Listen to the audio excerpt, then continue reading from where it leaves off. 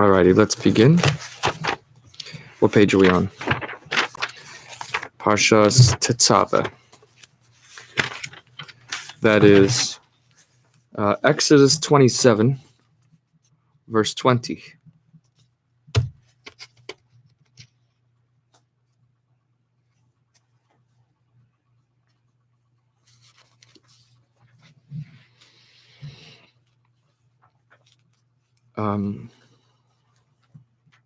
Of the high priest, and then it describes the inauguration ceremony of the priests, and finally it ends off with the description of the incense altar, which was built, which was included in the tabernacle. And it describes the service. Doesn't go into details about what the incense shall be, but it says that the incense is a daily ritual in the temple. It's brought each day. So,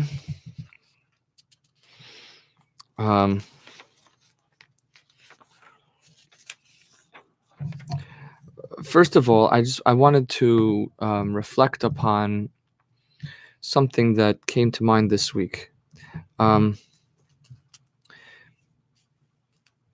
regarding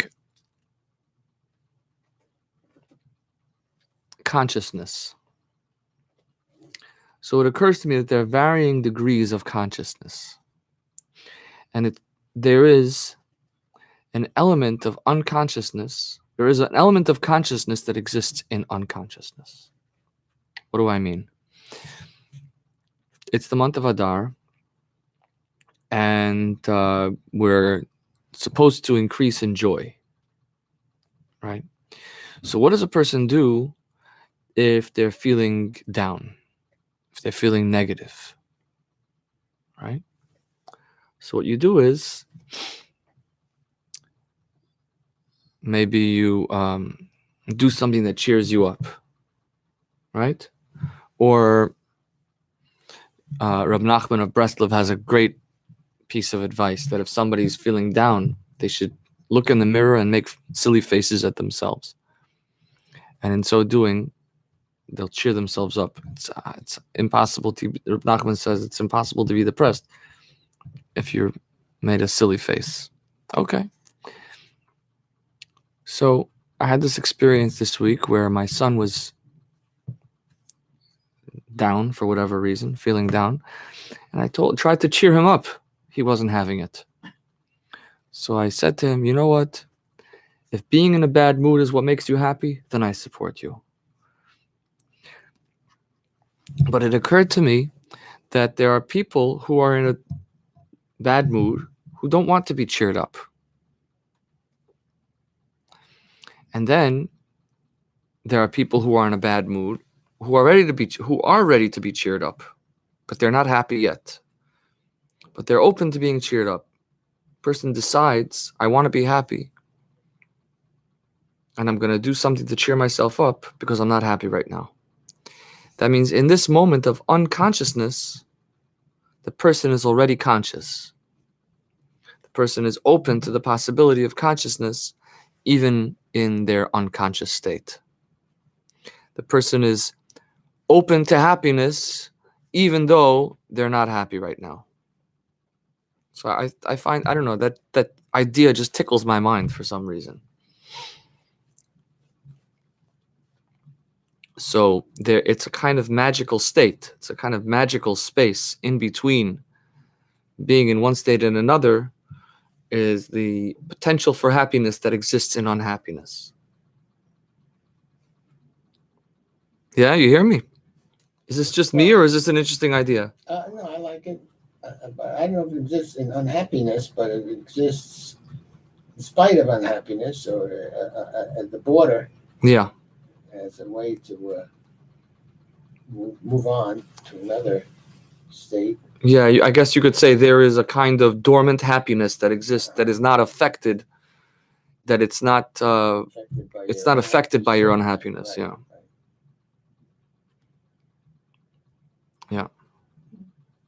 An example of this idea is the Modeh Ani prayer that we say in the morning. Modeh Ani, we say, God, I acknowledge your, I'm thankful to you. I acknowledge that you have given me my life. And this is said upon first thing when waking up in the morning. And so what it really is doing in this moment is the person has not yet meditated on the presence of God. They have not yet prepared themselves properly to pray. They have not yet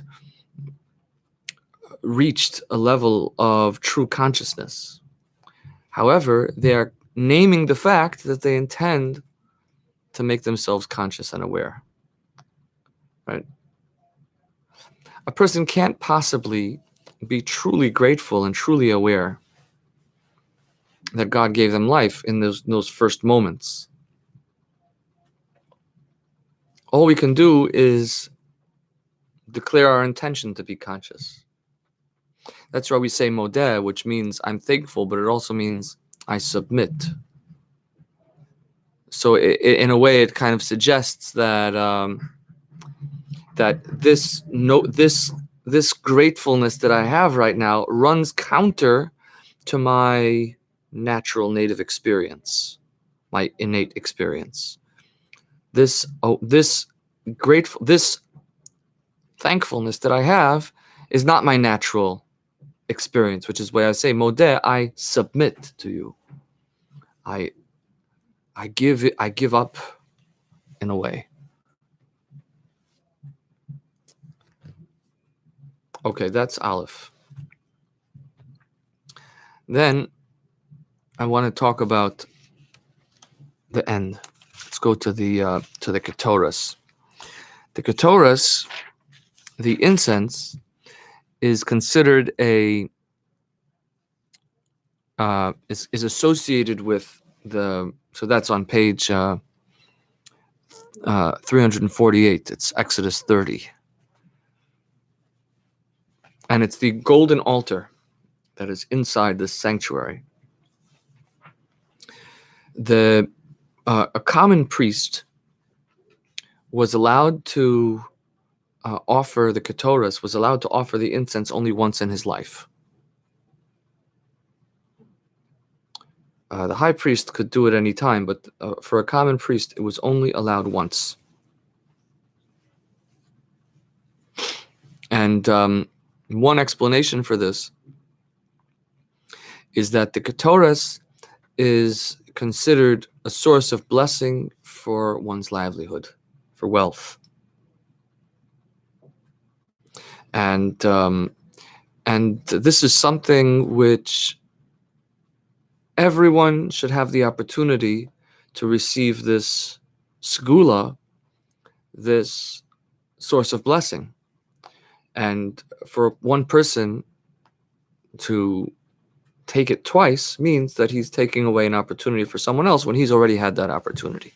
So in the interest of fairness, this ritual that is such a source of blessing should not be taken more than once in one's life. The high priest, however, could take it at any time. And the reason for that is because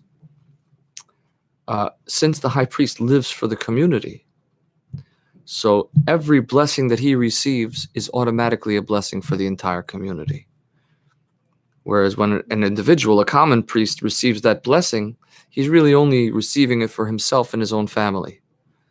And therefore, him taking it more than once would necessarily be diminishing from somebody else. But the high priest having it more than once only adds to others. But I was thinking about the idea of what is the association between the Ketoras, the incense, and the gift of wealth. So there are two ways in which a person comes to inspiration. One way in which a person comes to inspiration is when that comes because of the time or place in which a person finds themselves. For example, it's a life cycle moment that that is overwhelming and inspiring. The High Holy Days, Rosh Hashanah, Yom Kippur. A person visits Israel, stands at the Kotel,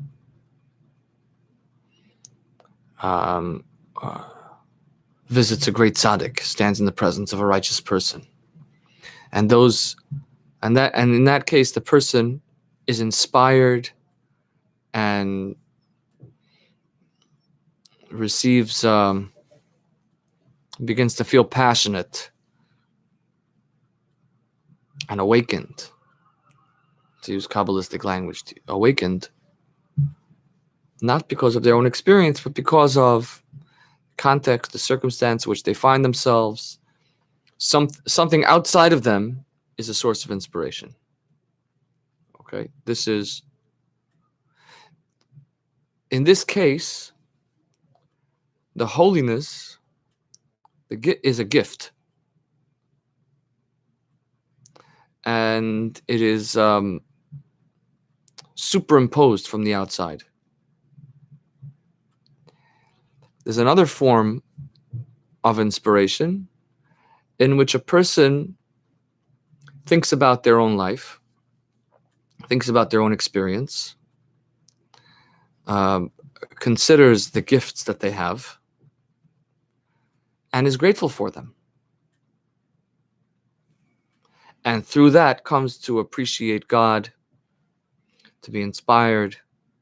Or another example might be where a person looks through their life and sees the hand of God, divine providence, caring for them, saving them from harm, etc.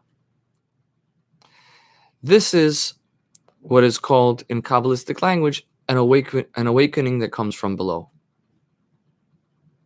That is, the person themselves, from their own experience, finds reasons to be awakened, inspired, and impassioned.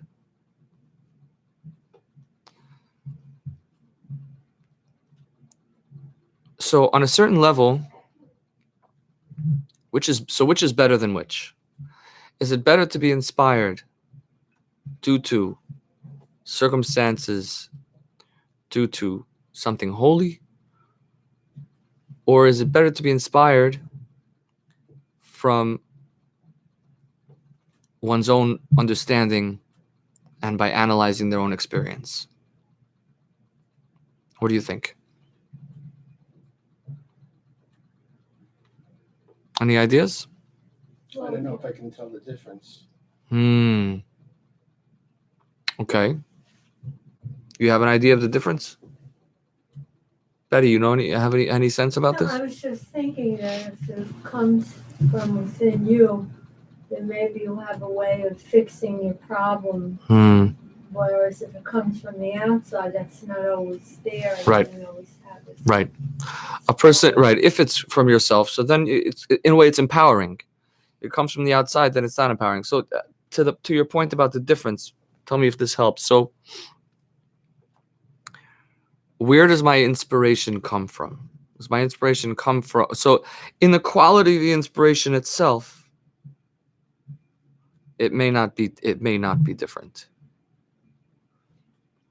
However, there is one way in which it may be different, which is, and this goes to your point as well. On the one hand, the inspiration that's developed through my own thinking will only be as great as my capacity to think. So if I'm open, now, while it's true that, let's say, going to the Kotel, there are people who go to the Kotel, right? Or who come to Shul on Yom Kippur, and they don't feel anything, right? That happens. So there is a certain amount of work that's required to open myself up, to make myself a recipient, a receptacle to that inspiring moment. But the truth is that the inspiring moment is essentially outside of my control. Once I open myself up to it, then it washes over me, it takes over me, right? And it's not my experience that guides the moment, it's my experience that's open to the moment. And the moment is really essentially larger than me. It's the inspiration that I have, the nature of my experience will not be because of what I'm thinking, it'll be because of what the moment indicates. So the nature of my inspiration on Yom Kippur, or on Rosh Hashanah, or while sitting in the sukkah, and the nature of my experience while I'm visiting Israel will be of a different quality, even though I'm the same person. Because I am, in all of those cases, I have to work to open myself up and to make my consciousness connect with that moment. But ultimately, the vibe is different because it's not me generating the vibe, it's me experiencing the vibe. Whereas, yeah? It could be, you could have the same experience on different days, and because of whatever, you may not feel the same way. Right. That's also true. You can have, depending on, but depending on where I am will be how I react to whatever circumstances. However, there is also the possibility for me to bring myself to a certain mental state by guided meditation, right? Or by contemplation, by therapy, by cognitive behavioral training, right? By changing my thinking, I change the way I feel, right? And that is, so on the one hand, the inspiration that comes from being in these peak moments may be very intense and very powerful. There's no way that I could create the inspiration of Yom Kippur. All I can do is be open to it. And so Yom Kippur is really huge. Israel, I can't create Israel. I can't create the Kotel. It's really huge. Whereas guided meditation and contemplation and cognitive behavioral therapy are going to be, how do you say? They're going to be self-generated on the one hand, to your point, but on the other hand, they are going to be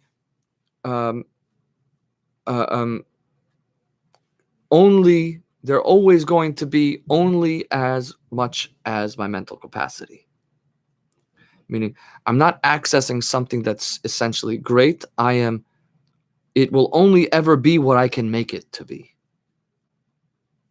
No matter how you understand what I'm saying? Meaning, a person with a very broad mind and ability to think deeply and imaginatively, with great powers of concentration,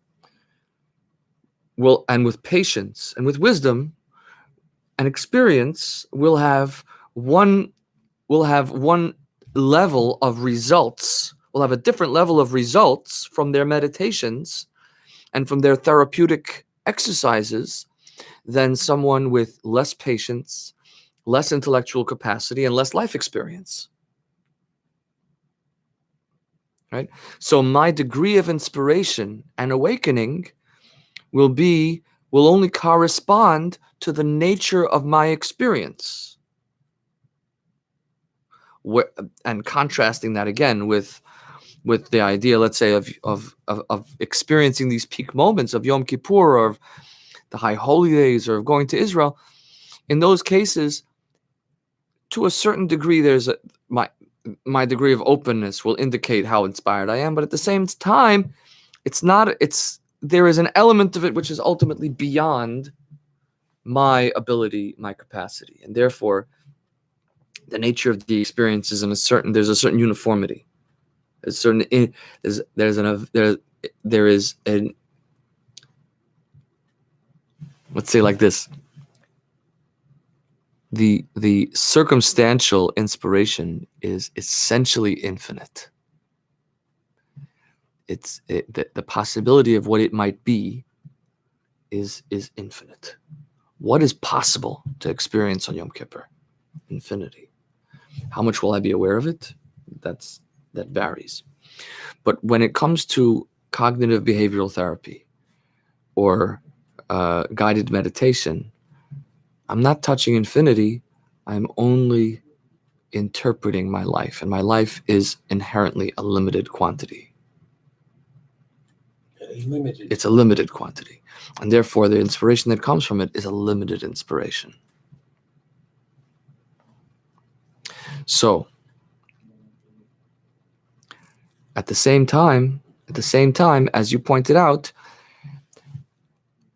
I can always access guided meditation. It's something that's always available to me, should I want it. And whereas I may not always give another example. Shabbos is another example of an inspiring time. I can't make it Shabbos any day. I can't make it Yom Kippur when it's not Yom Kippur. I can't make myself be in Israel if I'm not in Israel. I can't create an inspiring group of people to pray with when they're not there. So in the circumstantial inspiration, while it is inherently infinite, it is not always available. There are times necessarily that will be unavailable. Whereas guided meditation is always there for us, always available. We can always access it at any time, should we want to. This is point number one. Point number two, and this brings me to the Ketores, to the incense, is that there is something very powerful about cognitive behavioral therapy, about guided meditation, about the therapeutic process, in which the fuel for my inspiration is my life. And or let's say the fuel for my inspiration can be painful experiences.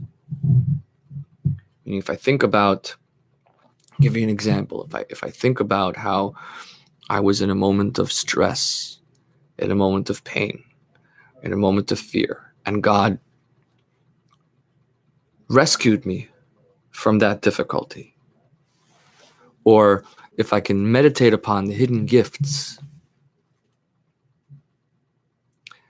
then that I have in my life, then actually my lack, my fear, my anxiety, my stress become a component, become an ingredient in my inspiration. My stress becomes an ingredient in my inspiration. And this is, I think, that what is so exciting about this idea, which is that the negativity in this paradigm of the inspiration that comes through reframing our reality, is that our limited reality itself becomes a tool in revealing the presence of God in our lives. In a way, the concealment of God's presence becomes a tool for revealing his presence. And I find that to be a magical idea.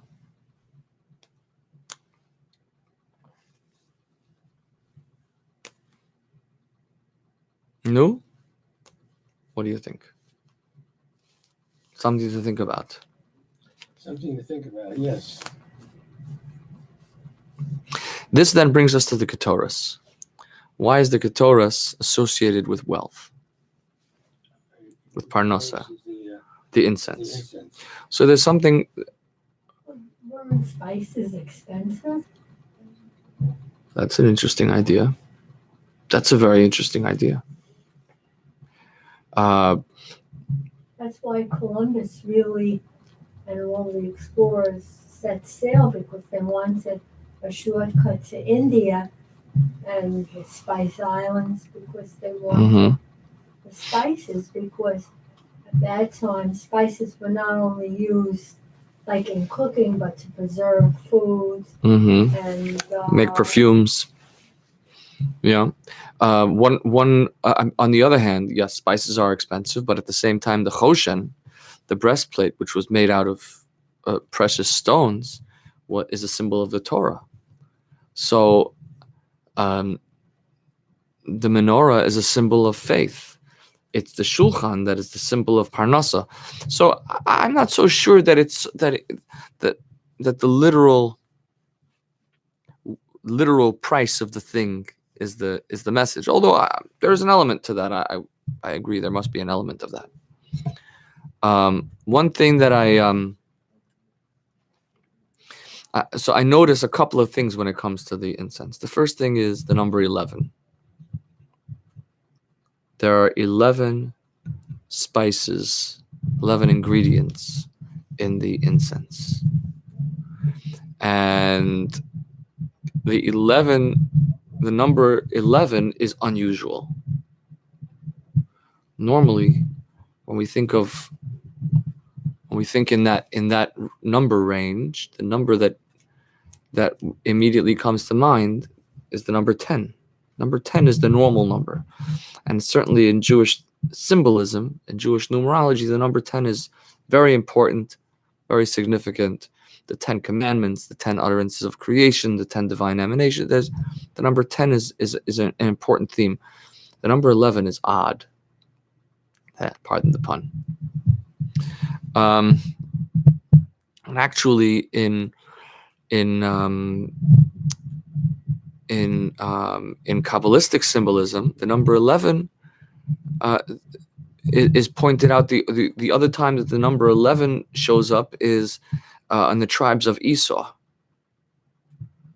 The tribes of Esav are 11, or the 11 chieftains of Esav, of Esau, which is of course not considered of the holy people. And as I mentioned, the Kabbalists see the number 11 as being a symbol of the realm of unholiness. Why? So I think we explained one time that the reason why the number 11 signifies unholiness is because the number 10 is also 11. If you write 10 items on a piece of paper, there are really 11 things there. There's the 10 items you wrote on the piece of paper, and then there's the piece of paper itself, or the ink in which it's written. In the 10 utterances, in the 10 commandments, let's say, there are also 11. There's the 10 commandments, and then there's God who spoke the 10 commandments, or 10 commandments, and the people or the tablets. They're separate things. In the 10 utterances of creation, the same thing. You have God, and you have the 10 utterances. Now, the reason we don't think of that is because when we're speaking in terms of holiness, there is a harmony. There's a congruity between God and His Word. We don't differentiate. We don't say there is God and His Word as though they're two separate entities, because the 10 utterances are God's will. So it would be illogical. It doesn't make sense to separate between the two. However, when we go into the realm of unholiness, so then we have God and the things He said not to do. Right? You can't make that harmony between God and negativity. So therefore, the number 11 is God and the 10 other things. Right? So this is one thing that I noticed about the Ketores, about the incense. The other thing that I noticed about the Ketores, the incense, is that the incense is different than the other sacrifices. In the other sacrifices, an animal is taken, it's placed upon the altar. A portion of it might be eaten, and a portion of it is burned upon the altar. What is the significance of burning the animal, or the part of the animal on the altar? Have you thought about this? What is smoke goes up? Yes. The smoke goes up. And why the animal? So we're saying is one idea is brought down in Ramban, and it's referenced in Kabbalistic sources, that the burning of the animal signifies the sublimation of the animal spirit, the sublimation of our baser tendencies, taking our inner animal and consuming it in fire. So it's the negation of our animalistic tendencies on the altar of God. Yes? So we're burning up the animal, but it's in order to remove the animal. Whereas with the Ketores, the reason you burn the spice is because of the odor it generates, the scent that comes from the Ketores itself. And so here, the burning up of the incense is not because you want to sublimate it, but because you appreciate the value of the incense for itself. It has inherent value. Yes? The Ketores has inherent value, and the sacrifice has value only in its sublimation. Yeah. And this is the idea of parnasa, of wealth, which is that wealth, or the gifts that God gives us, with the right thinking, a person can experience God in a magical way more at work than they do in the synagogue. Because in the synagogue, the truth is that God is everywhere. But nothing happens in the synagogue. In a way, the synagogue might be compared to the sacrifice, where we need to burn up the animal, turn off ourselves so that we can experience the inspiration of the moment. We need to open ourselves up to receiving the inspiration that's there. Whereas the Ketores, the incense, is our ability to reflect upon the ups and downs of our own life in order to perceive the presence of God there. That we take the number 11, which signifies the concealment of God's presence, and we leverage it as a tool to make ourselves aware of God's presence. So, if a person thinks about their work life, or their by work life, it also applies to a person who's retired. There's a parnasa life that we have. There's a societal life that we have, in which there are surprising things that happen. We see the hand of divine providence in our parnasa life. We see the gifts that God gives us in our parnasa life, in our societal. When we think about our societal life, when we think about our financial life, our work life, there are things for us to be grateful for that we can that are part and parcel of the human experience. Meaning that we're not talking about a trip to Israel. We're not talking about a high holy days. We're talking about greenbacks. You know what is greenbacks? We're talking about dollars. We're talking about the human experience. And so I'm finding God in a certain way, in a very magical way, in the 11, in the human experience. And so that therefore the gift of the Ketoras refers to the gift of wealth, because it signifies this ability for us to transform money into wealth, to transform the human experience into a tool for becoming aware of God's presence.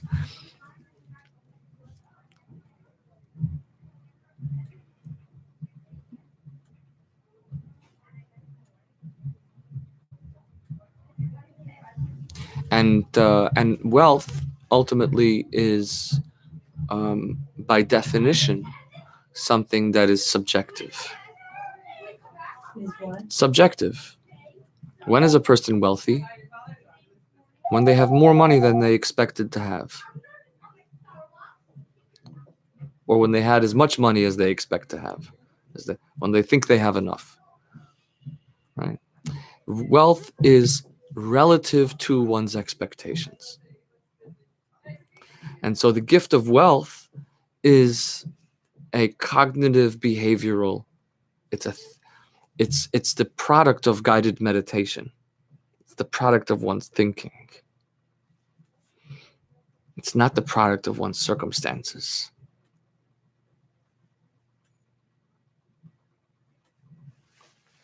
So that's, I think, the relationship between Ketoras and wealth. There's a prayer in Hello, Dolly, the musical, or the movie anyway, where Dolly is talking to her deceased husband. Salvador Dali's. No, Hello, Dolly, no. Oh, Hello, Dolly. Dolly. D-O-L-L, yeah, not Salvador Dolly, but what's her name? Who's that singer who plays her? And she says, I'd like to marry this guy. She says to her former husband, who's now dead. I hope you don't mind. But he's rich, and I'm going to use the money because money is, I'm going to transform it into wonderful things. So it's a similar idea about transforming the money. All right. So that's all she wrote for today. On that note, you know the story? Man went to the cemetery, he's crying with this script. Why did you die? Why did you have to die? Why?